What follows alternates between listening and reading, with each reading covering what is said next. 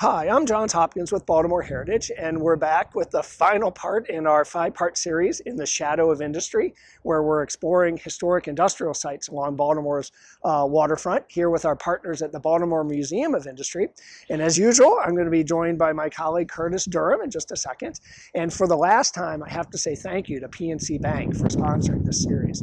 All right, we're going to talk today about Domino Sugar, certainly one of the largest and most prominent pieces of industrial architecture on Baltimore's waterfront, and it has been since 1922 when it was first built. When I have out-of-town visitors, I like to take them for a stroll in Fells Point and watch as they crane their neck across the harbor to look at the sugar tankers unloading at Domino Sugar. After sitting there in silence for a while, invariably the first word out of their mouth is wow. It's really fun to watch. It is mesmerizing. But we are going to start not today and not in 1922, but we're going to start in 1807. And that's when two brothers from England came over and came over to America and went to New York and started the W and F.C. Havemeyer Company. W for William, F.C. for Frederick Christian. And they did really well. By the late 1800s, they controlled basically a monopoly of sugar refineries in the United States. In 1890, Congress passed the Sherman Antitrust Act, and the Havemeyer Sugar Empire was the first trust to get broken up by that. But that didn't keep the Havemeyer family down for long. By 1891, so just a year later, they had formed a new company, the American Sugar Refining Company, which incidentally was one of the first 12 companies listed in the Dow Jones Industrial Average. And they did really well again. By 1901, they had acquired 5 more refineries. And by 1907, they controlled something like 98% of the sugar refinery operations in the United States. In 1901, that's when they acquired Domino. And so that gets us to Domino today. It's been here since 1922. When they were looking for a site after World War I, they knew sugar consumption was going to increase. They were right. They were looking for a site, and they chose Baltimore. We had a deep water port to bring sugar in. We had a railroad to get sugar out to America. And we had a solid workforce. And they were right on betting that sugar was going to increase. Over the last 100 years, the average American has gone from eating about 80 some pounds of sugar to 130 pounds. And over that same 100 years, America's population has grown from just over 100 million to about 330 million. So we have 3 times the number of people eating 30% more sugar, and Domino is doing mightily to keep up with that consumption. So let me read you a few statistics that are really kind of mind-blowing. On average here in Locust Point, this facility processes 6 million pounds of sugar every day. And these range from the little yellow packets that we tear open and pour into our coffee at diners across the country, all the way up to 2,000-pound bags that America's industrial cooks use. Those little packets, each day Baltimore's plant here, Domino, turns out about 35 million, let me make sure I got that, 350 million, I'm sorry, packets of sugar every day. They are just churning through the packets. And annually, we here process about 1.6 billion pounds of sugar.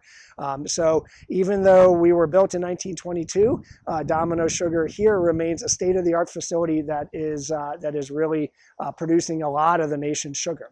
And with that, I'm going to turn it over to Curtis to talk a little bit about what the BMI has in its collections with Domino Sugar. Here you go, Curtis.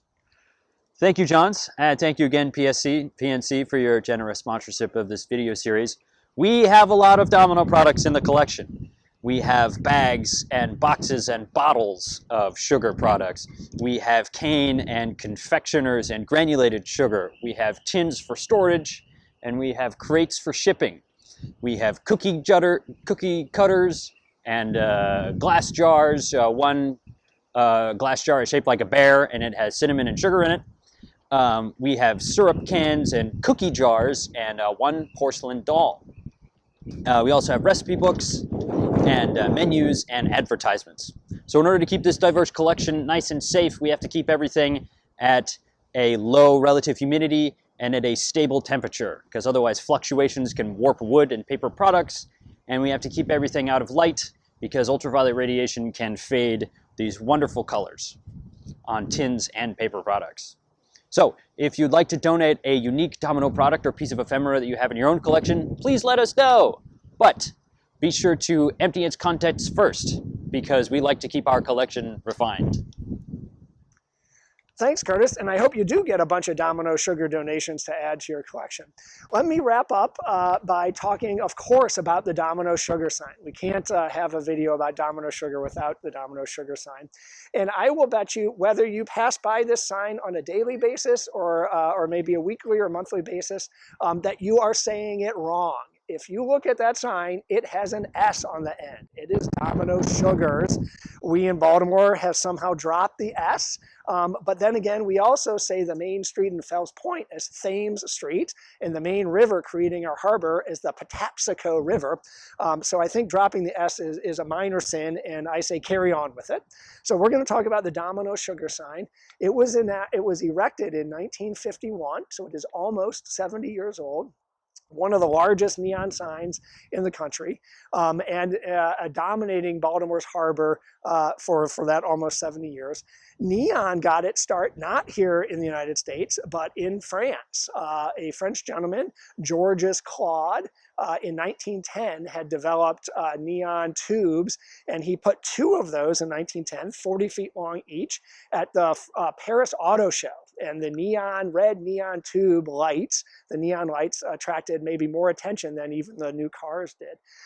In 1913, he realized that neon could be used for advertising, like it is behind me, and he advertised vermouth, a big vermouth sign in the middle of Paris with neon lights. It jumped over to America here in the 1920s. A Packard auto dealer in Los Angeles used neon to help his marketing. And then, of course, here in 1951, we get Domino Sugar.